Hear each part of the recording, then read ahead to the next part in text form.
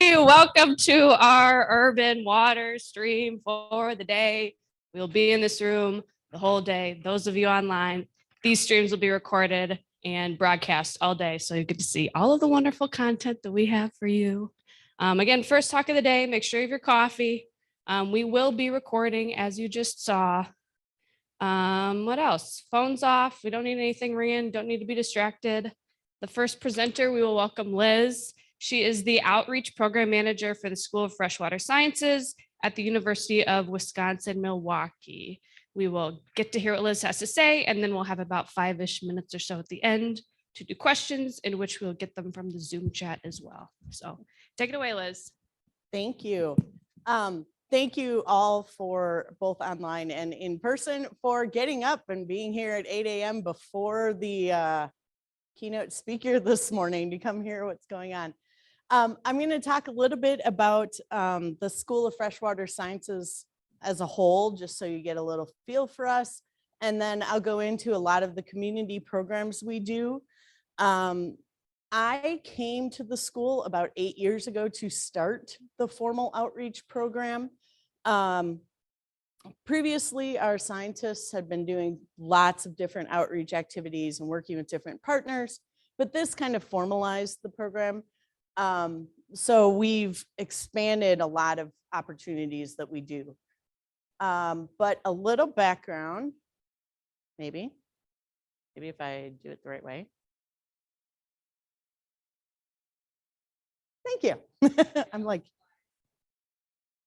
oh, okay. So we are located right in the Milwaukee Harbor. Our building is right in the inner harbor. It's been important to the work that we do and our activities. We started as a research unit on the main UW campus, which is about a 20-minute ride north of where we are.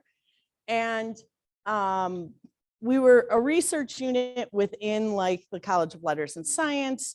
And we at that time were the Center for Great Lakes Studies. In the early 70s, we moved to our location in the harbor and have been there ever since doing work. Part of the time as the Great Lakes Water Institute, but now most recently since 2009, we are the School of Freshwater Sciences. And we are the only school in North America dedicated to freshwater science. That's not to say, and in fact, at the end of my talk, I'll talk about a lot of the other schools in the UW system that are also doing lots of work with freshwater, but we are the only standalone school.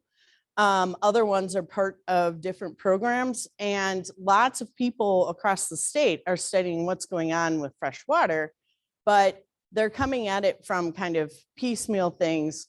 We have biologists and chemists and engineers and oceanographers and all different types of people who are studying under one roof, working together to learn about freshwater. And we are the largest academic water research institute on the Great Lakes.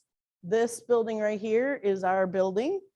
So you can see we're right on the water, and within about 20 minutes, we can be out in open Lake, Michigan through the break wall. And that's really important. In our area, 3 rivers come together right outside our door. So we're able to check on all of those different things. But we are really, we have 2 missions. We have our education mission, training the next generation of freshwater scientists and leaders. Some of the people at this conference are alumni of the school or our current students. We regularly have people working out in the area. We still have the strong research pull, though. We are very much rooted in research. But the student academic programs are an important part of that. They were working in our labs the entire time that we've been an institution, but now they're getting their program. And we have undergraduate, master's, bachelor's, and PhD programs in freshwater science. as well as atmospheric sciences. About 2 years ago, the atmospheric sciences department, which was part of the math department, needed a new home, and were working with us a bunch anyways. And obviously there's lots of ties. So they moved to the school and brought all of their students as well. We have about 100 each semester, so it's a somewhat small school. But for our graduate programs, we have a better than 95% job placement rating, which is really, really wonderful. Our students are out working, and it shows how valuable a degree with a background in water can really be.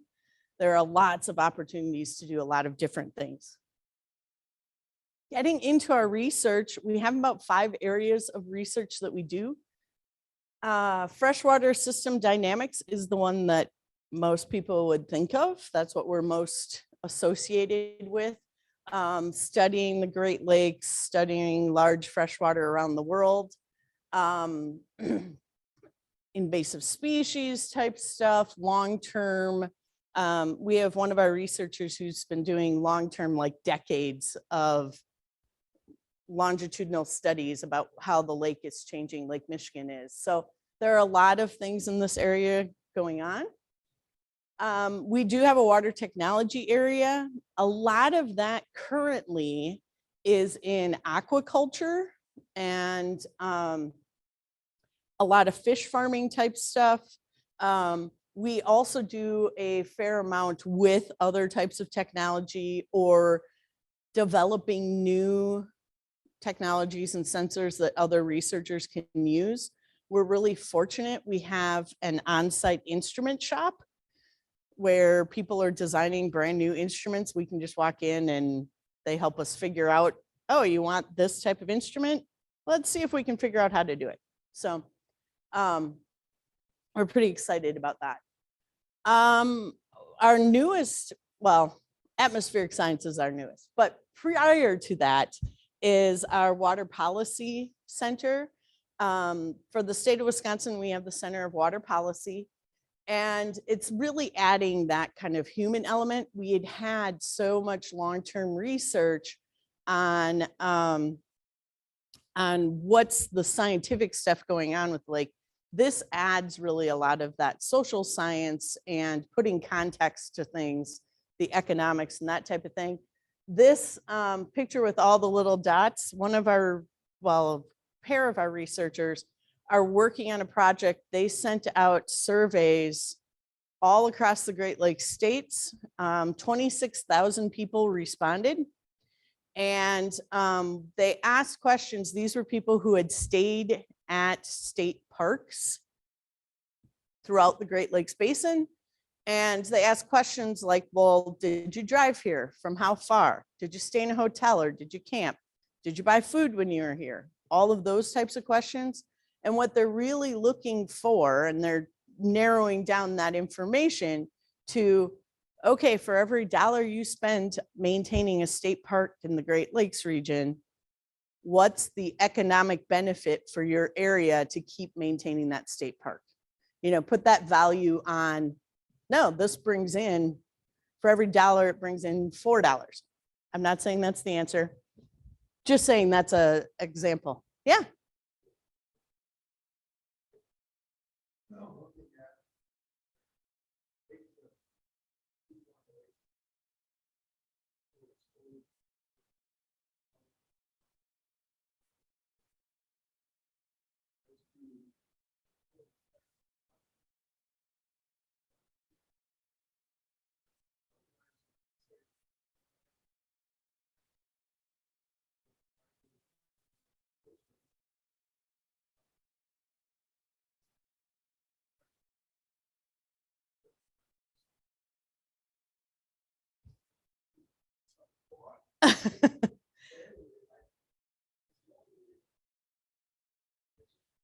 Right. And that's so if you're online and couldn't quite hear that, there's he was asking about, you know, for all of the lakes, you know, kind of inner lakes and stuff that people are living around, has there been any assessment for if you do nothing and what happens to your property values versus if you start doing these management things, how that kind of changes. They haven't exactly done something like that yet, but that's definitely, that stems with this kind of stuff, right? Looking at what is that economic value to, how does that help us all if we're taking care of it? And that's really why we started the policy center, because you need to have that aspect, right? That's our former dean was always talking about, the Great Lakes or our water resources are key to our health, our wealth, and our way of life. Like in Lake Michigan, sorry, in Lake Michigan, we drink water from Lake Michigan all the time in Milwaukee. We're tied to it health-wise. But our wealth, the jobs that are available, the property values, the tourism dollars, all of that stuff is really tied to the water in a lot of our areas in Wisconsin. So looking at what that is, that's really important. And then culturally, our area is very much, water is a part of all the different things that we do.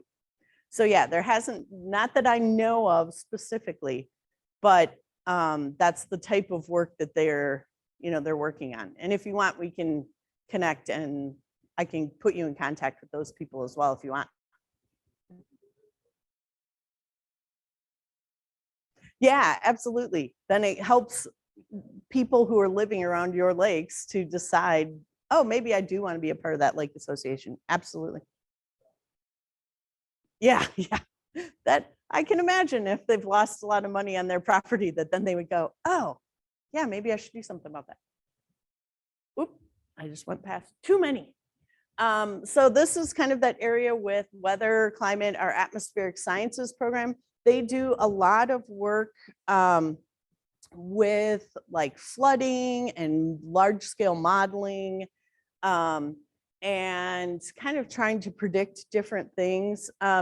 One of the researchers was involved, he's trying to figure out and does a lot of like weather balloons over Lake Michigan itself, because we have a lot of our weather, we get information, exact data over land, but over water, we just kind of expect that it continues and we're not getting that exact data. So he's doing some projects on that. But there's a lot of course, lake levels are a really big part of that as well. The human and ecosystem health. That's really an important part. That's where you start getting into stuff like nanomaterials, public health topics. We've been a part of, well, one of our researchers was a part of developing the national strategy for COVID wastewater monitoring so that we can be tracking levels of COVID in different communities based on your wastewater. So we actually still monitor 12 different sites. Around the state, there were about 70 at the height of the pandemic that people were monitoring to track through their wastewater. So all of those different things, that's, a lot of what this part of the area is working on.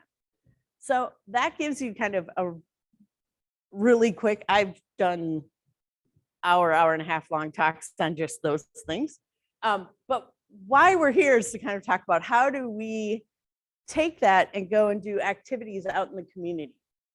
How are we trying to connect to the work, either the students in our area, the general public, stakeholders, that type of thing.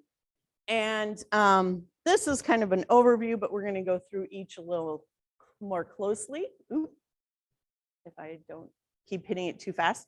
The Lake Sturgeon Bowl, we are a regional host site for the Lake Sturgeon Bowl. That is part of the National Ocean Sciences Bowl. So teams from across the country compete at different regional events. It's an academic quiz bowl. Some of you, because I know I was talking to a gentleman's Envirothon, which I think is here next weekend. It's a similar type of thing. So teams compete and they buzz in and they have to do some problem solving challenge type things, which is actually what they're working on, this kind of like data analysis type thing. But we also bring them into our labs and facility and do tours with them and that type of work just to get them really interested. And I'm pretty proud of the fact that in our very first cohort of undergraduate students is one of the students who participated in the Lake Sturgeon Bowl, and he didn't know about our school until he had participated. So I was like, right on, there's a little win, you know? So but those students are going out and working in a variety of STEM fields, not necessarily always in water in one way or another, but in a variety of STEM fields. It's a really great science activity to get kids interested. It is for high school students. Happening next weekend is our ROV competition, so remotely operated vehicles. This is where we have teams of middle school and high school students. This is also this is an international competition, and we are one of the regional host sites. But middle and high school teams are frantically this weekend, I'm sure, in order to prepare for next weekend. Finishing up they design and build an underwater robot. And then they create a whole business, and they have to sell to me their ROV. They want to tell me that their project is the best one to complete the tasks that we give them. So they have to demonstrate in the pool, which is what you're seeing a lot of there. We have kind of an obstacle course on the bottom of the pool that they have to go through and do a variety of different tasks. They also have to write a technical report about all of the different background of how they got where they did with their ROV. They do an engineering presentation to a panel of engineers. And then they also have to do a marketing display. So they really have to take kind of that full on range. One of my favorite things about this is that teams that come together, they get a lot of different types of students. It's not just the kid who likes to build and solder things. You get students who like graphic design and want to do that part, or they are really good writers, and so they take on that part. One of our schools, they have pretty much the entire, like all the science department gets involved in this in one way or another. So it's really impactful and gets a lot of teams engaged. We do go out and do classroom visits. So this is primarily in like elementary, middle school, but we certainly go to high schools, and then it's a little more kind of career focused. But we go out and do hands-on activities. This is kind of a mapping activity with the Great Lakes. They're building water filters and stuff like that. Just activities to get students to learn a little more and to start thinking more about their water and how they're using it. And let's see, we do summer camp programs. This summer, I have 3 different week-long programs in 2 different cities. But we get them out on our research vessel when we can. We've got them doing hands-on activity. We dig through the mud, the benthic soil in the bottom of the lake, and all kinds of fun stuff, really engaging them in those activities. So that's a way on a personal level students get involved. This year it's middle and high school stuff, but we've done stuff younger in the past. We do field experiences on Tuesday, the one beautiful day this week. I had a group of 50 high school freshmen from St. Joan Antietam in Milwaukee. And we were at Grant Park Beach, which is right on the lake, and we did a variety of activities. Some of them are really basic, like just observing what's going on with the lake and journaling about that. We do water quality activities with them. We did a beach debris and talking about the different types of debris and some cleanup. We've done, watershed activities, that type of thing in there. In Milwaukee, there's, when I take students to the beach and ask them how many have been to Lake Michigan, only about 60 or 70%. And that sounds crazy, but there are some limitations in different ways to getting to the beach in Milwaukee. Our bus lines don't go right down to there. A lot of the students living and going to Milwaukee public schools reside in this like 15 block radius, and they don't go outside of that very often. So there's a lot of barriers sometimes to going to the lake. But that's a big part of, as many of you may know, if you're not connecting people to their water and getting them to understand I'm part of this, then they don't understand why do I want to take care of it? Why would I want to have it as a career? Any of those types of things. So this is one of the ones that I get really excited about. In a couple of weeks, I've got like 300 students from, I think the entire 6th grade class from Elmbrook is coming to do 3 days, like different groups coming to do stuff as well. So those types of programs are really great, and get them very involved in what's going on. I will say some of the actually going into the water like this and this are somewhat rare. Milwaukee Public Schools has had some recent, they've had some recent deaths when students have gone out and they've had a student drowned when they were on like a canoeing trip and stuff. So understandably, the administration's a little like, okay, but they can't go in the water. That's totally fine. We make it, they don't go in the water. They get to do all the other fun things though. We skip rocks at times, we do science, but then it's also, we get to have a little fun because it's fun to be at the beach. We do have tours and lots of presentations that we do. And this is not just K-12, this is anybody. We bring and show, these are quagga mussels on our, some of the dracinid mussels that will show groups. These are virtual presentations in the middle. And then that's kind of our tours and different things. So we do bring a lot of people in the building. On average, like 200 a month, probably. We don't bring really little kids because we are a research facility, and it's a lot of hearing about technical research that they're kind of not interested in and different things. But that's why we go out to the classroom and do some fun hands-on things with them instead. And speaking of presentations, I wanted to let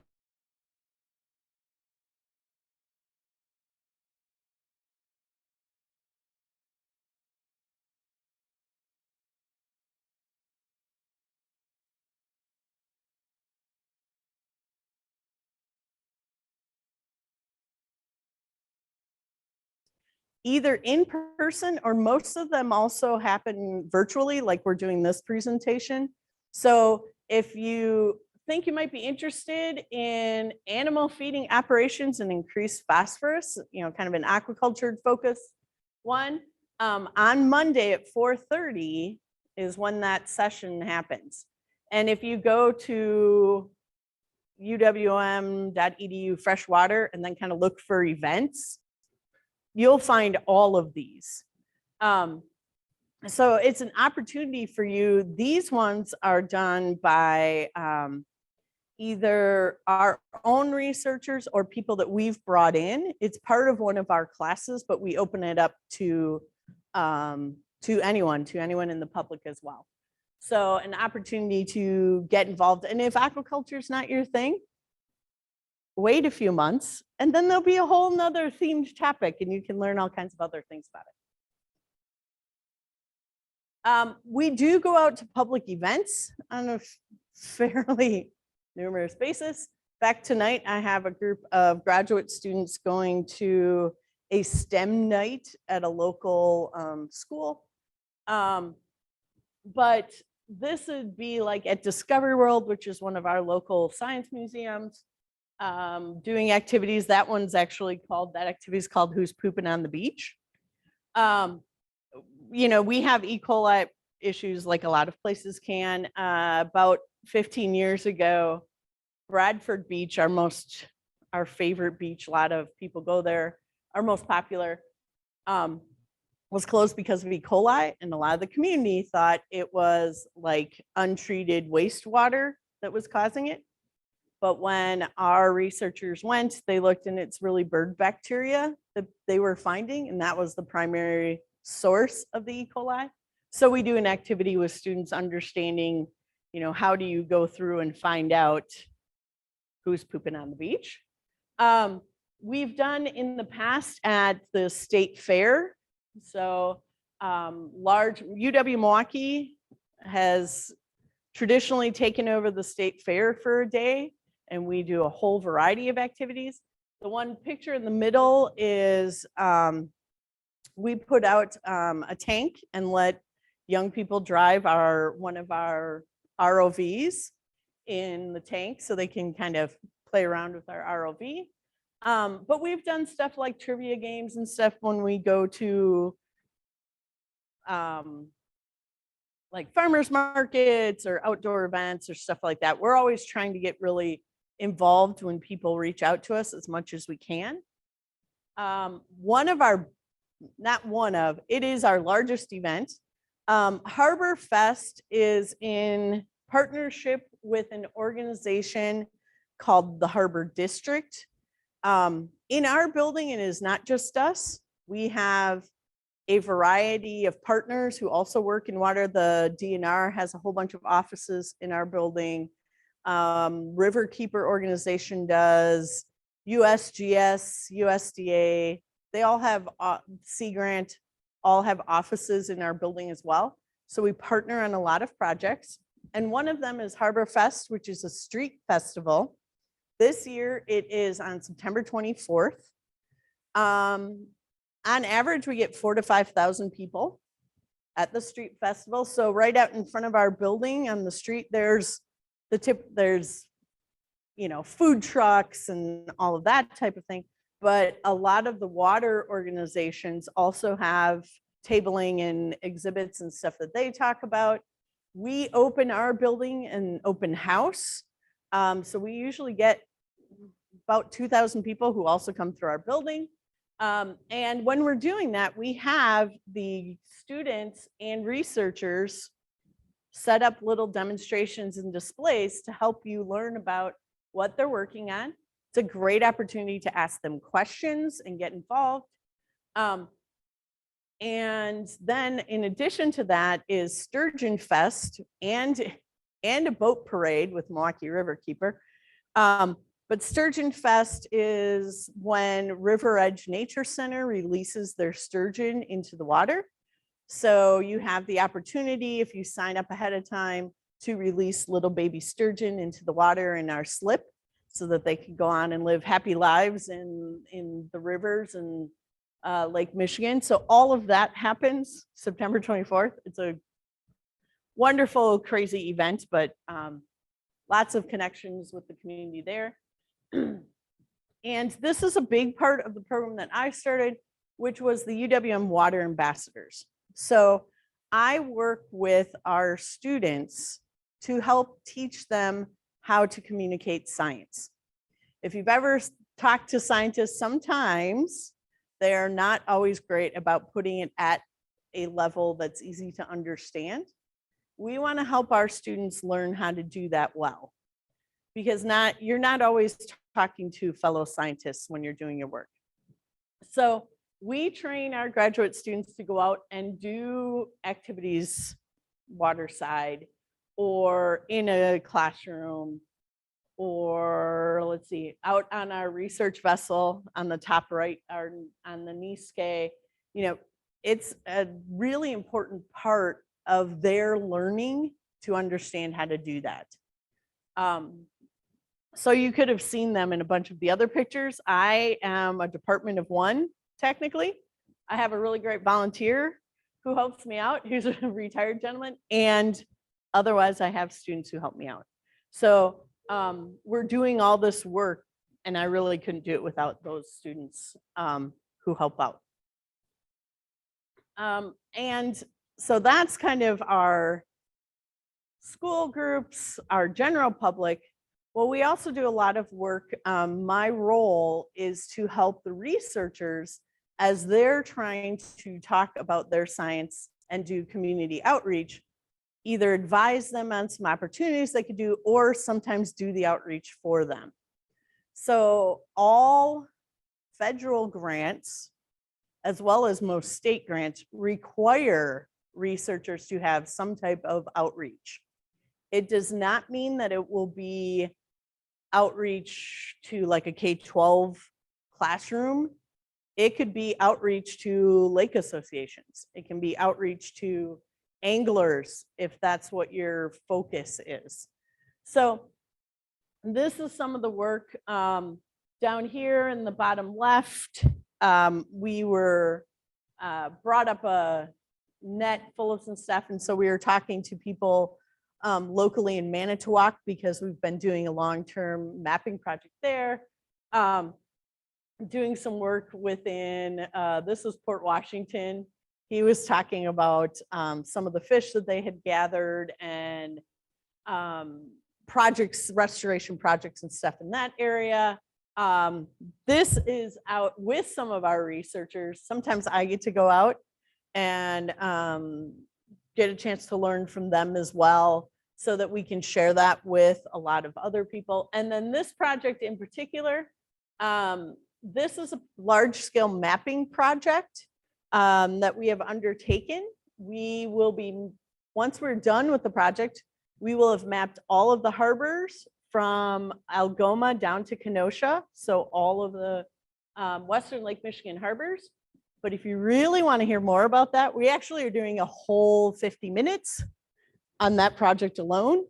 So you can have a chance to find out more. And we will be talking about, you know, some of the ways that stakeholders get involved in that process.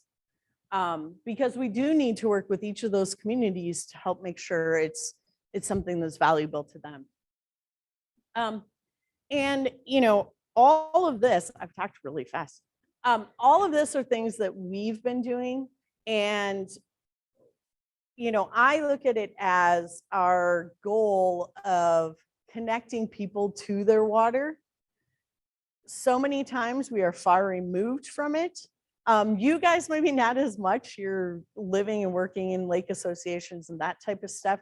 But we have many students, like those students, or many people who have never been to Lake Michigan, even though it's right outside our door, who don't realize that that it's woven into all of either an urban area or out in the larger rural areas. You know, when I came to the School of Freshwater Sciences to start the program, I was like, oh, I really got to get prepped here. I got to make sure I know everything about PFAS and pharmaceuticals in the water and all of these very highly technical things, which I have learned over time more and more about. But the number one thing I talk about is watersheds.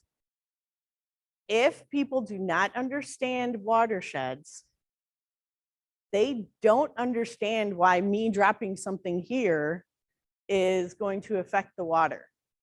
They don't understand that it's going to go to the Wisconsin River and to Lake Michigan, or to not Lake Michigan, Mississippi River, and then throughout the area, right? If they don't understand that basic part, the talk about pharmaceuticals doesn't make any sense. The talk about what we're doing, the plastics in our water or anything else, doesn't make sense if you don't understand how watersheds work. So a lot of the work that I do is really to help people understand that, to connect them to their local waterways, and to connect them to the research that we are doing. Now at UW-Milwaukee, there aren't a lot of, in fact, there's one other person who's part-time who is attached to a scientific unit to do outreach. So it's a unique position that the School of Freshwater Sciences really decided was important to them.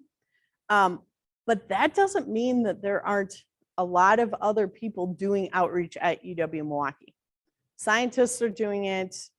Individual groups are doing it in various ways, and we're not the only ones. You may go, well, I'm not in the Milwaukee area, so yeah, you can do a virtual visit, but that's not the same, which it's not. But we are part of the UW system, and it's not, even though I'm a UW system employee, it's not just the UW system schools who do this kind of stuff. But we are part of Freshwater Collaborative of Wisconsin. And that was, in fact, our former dean, Val Klump, was a large push for that organization. And it's really to bring the water activities of all 13 UW system campuses together and to collaborate. So there's programs where students can take classes from any of the other UW schools. We're working out all the details on that. Sometimes there's the whose tuition goes where and all that stuff. That's the inside details that you have to figure out. But it's opportunities for, if you're a student and you want to take, you're a student Stevens Point and you want to take a 2-week course on Lake Michigan, that you can just go and do that, right? That's part of it. Internships for students. Part of why we have a 95% or better placement rating is because we do a huge number of internships.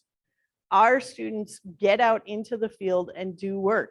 So whether it's a UWM student or a student from Stevens Point or wherever else, those students are looking for internships, right?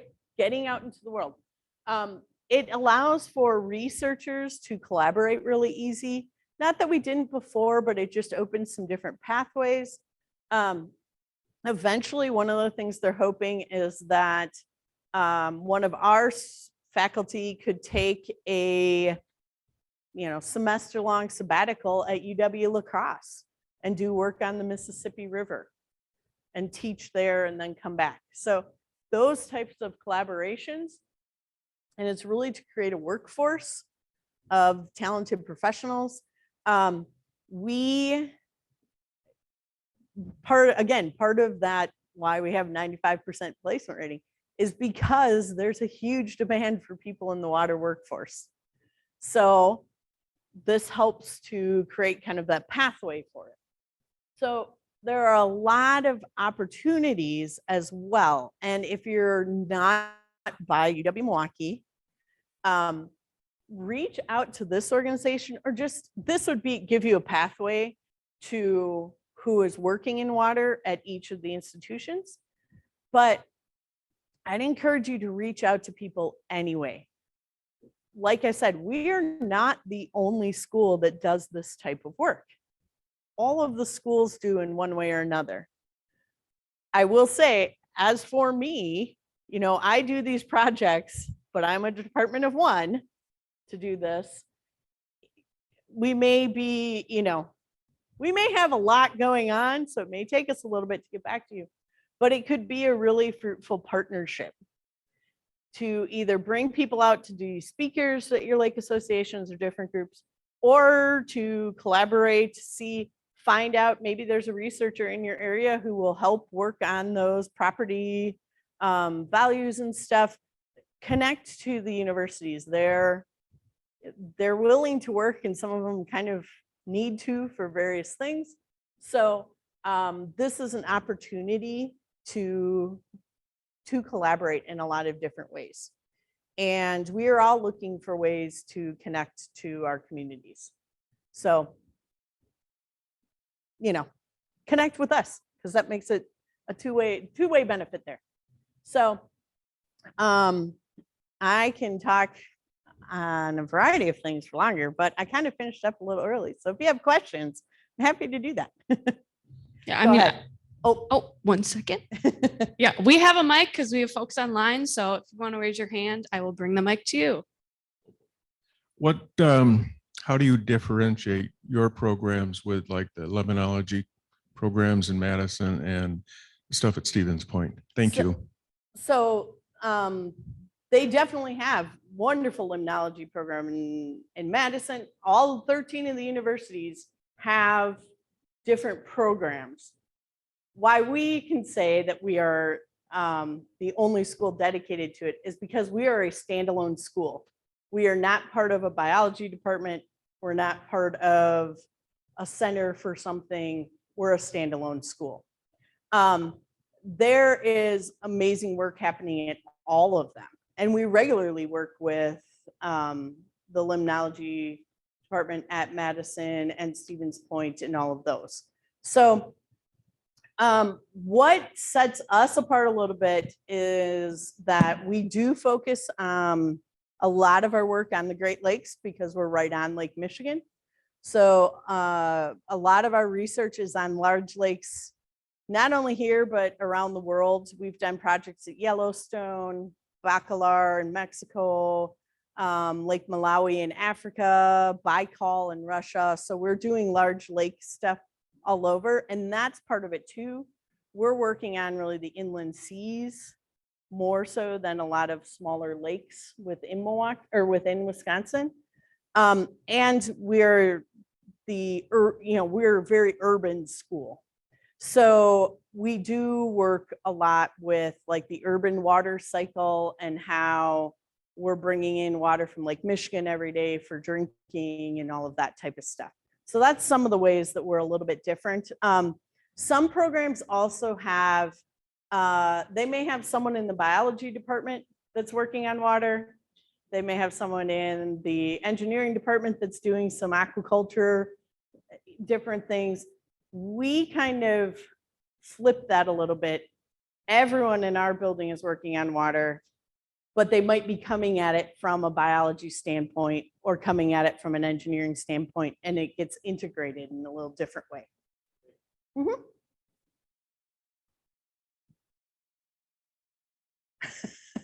Everyone's unsure of why we're looking, because everyone's unsure of whether or not they want to be the next person. I have a lot of questions. But I guess as a department of one, how do you manage all of this? How do you prepare for lessons? Do you have stuff like kits and stuff planned ahead? How do people contact you? How does that all go? It's sometimes chaotic, yes. And I do have a lot of great partners and stuff that I work with. But yes, I definitely have kits where, we're going to talk when we go on the experiences out to the water, I've got like 10 different ones. I go, we're going to do this one this time, this one, and pull them kind of together. So I do have stuff like that in place. Presentations, I've got a million of them, and I just kind of pick and choose per, depending on the audience. The 2 competitions, I've been doing them for like 10 years. And so that it just gets a little easier after you've done it. But yeah, it's definitely a challenge. And part of why, the UWM Water Ambassadors was helpful is it helps me to be able to have the capacity to do some of the work that I do. But again, it's also really important for our students to have the opportunity to do that. So it's a combination of everything that I can kind of pull together to do. Yeah, it can be challenging though, for sure. And it does mean sometimes I can't meet. This weekend is a crazy weekend because everyone wants to do an Earth event, right? Earth Day events. So we could have been at like 5 different events this weekend. People reached out to us. We couldn't do them all, right? So sometimes you do just hit that capacity limit. Mm-hmm.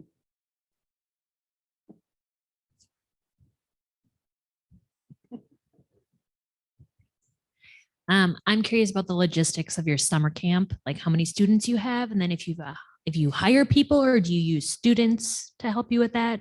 So I thank you both. I was running it completely through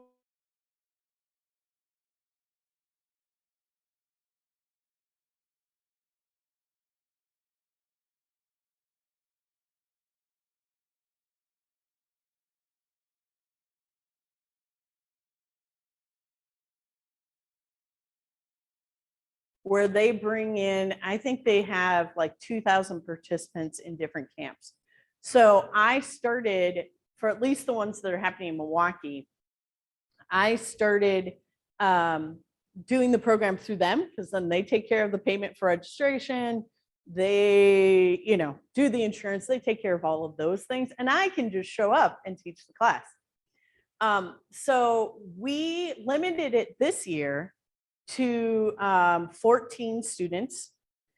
And why we did that, busing has become so outrageously expensive in the Milwaukee area. I don't know if that's common everywhere, but now just to take, you saw the map where like the main UWM campus, to be able to bring students down to the School of Freshwater Sciences was like $300. And so we went, well, hey, we have a 15-passenger van and I'm allowed to, I'm signed off to drive it and all that stuff. How about we just limit it to 14 and then we can use the van and just take them down to the school when we want to. So that was kind of our limiting factor. The other thing, we take those students out on the Niske, our research vessel. And if you get, it's a big vessel, but a small vessel. So like we kind of, if you get more than like even 20, you can't move around and get two things. So we've kind of limited in those ways. But the other one I'm doing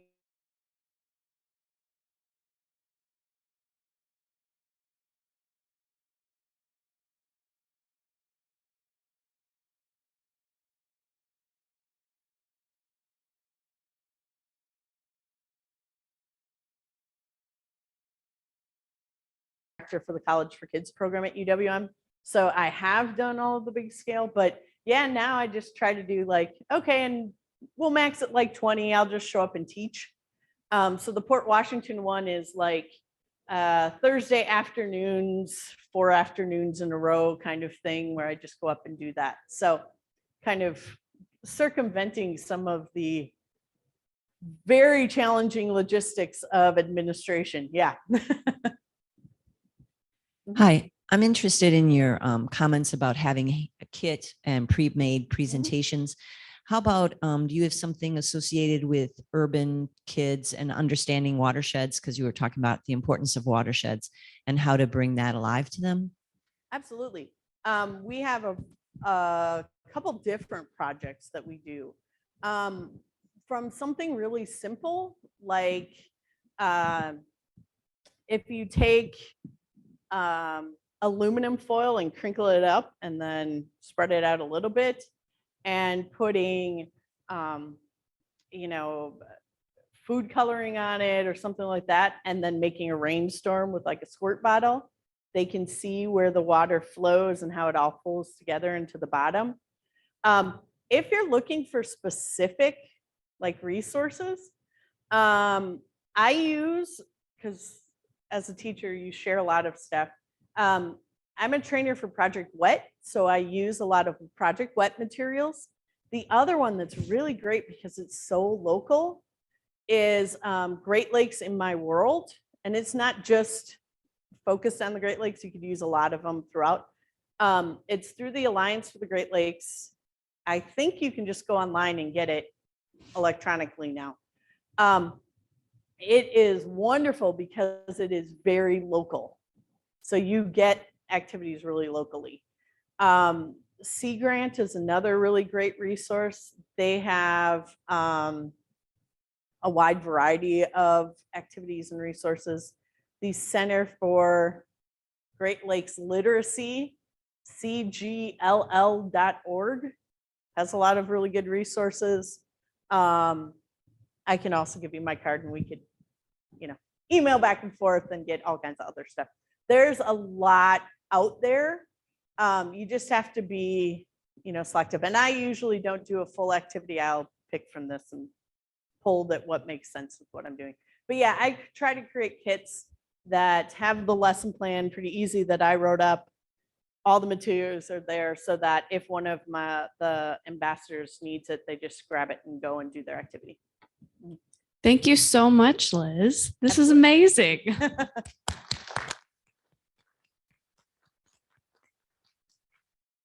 We will be doing the keynote in the Northwoods Expo right after this. But before I let you take that mic off, give me a one-liner piece of advice that everybody should take home with them. A one-liner piece of advice. Take people out to connect with their water. That's what makes the difference. It'll help all of your other activities you're trying to do if they're connected in some way or another. Awesome. Thank you.